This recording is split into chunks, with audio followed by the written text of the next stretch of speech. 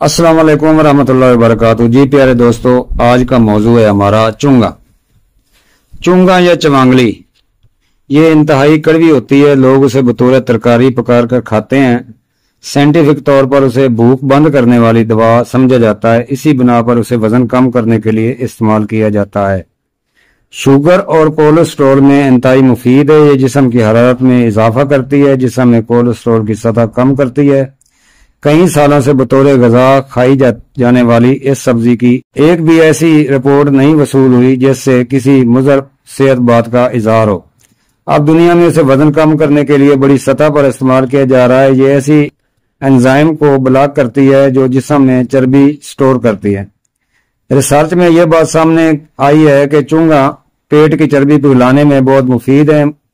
12 हफ्ते के आजमाइश प्रोग्राम में पेट की चर्बी 3 इंच तक कम होती है। आजमाइशी तौर पर 500 मिलीग्राम एक्सट्रैक्ट पाउडर सुबह और फिर शाम को दिया गया, जिससे ये हौसला अफजा रिजल्ट मिला। जब उसे बाकायदगी तौर पर जिस्मानी वर्जिश और ग़िज़ाई एहतियात के साथ इस्तेमाल किया जाता है तो फिर बहुत उम्दा नतीजे मिलते हैं। सबसे बड़ी बात इस रिसर्च से सामने आई, इसमें भूख को दबाने की फितरत सलाहियत इस पौधे में मौजूद है। इसे खाने के बाद दिन भर भूख का एहसास नहीं होता। इस पौधे के फूलों का सपूप भी निहायत कारआमद है।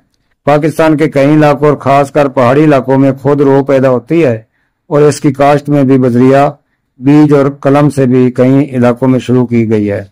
उसे पकाने के लिए काफी मेहनत की जाती है। गोश्त के साथ पकाकर खाई जाए तो मजा दुबाला हो जाता है। तो प्यारे दोस्तों, ये थी चुंगा। अस्सलाम वालेकुम व रहमतुल्लाहि व बरकातहू।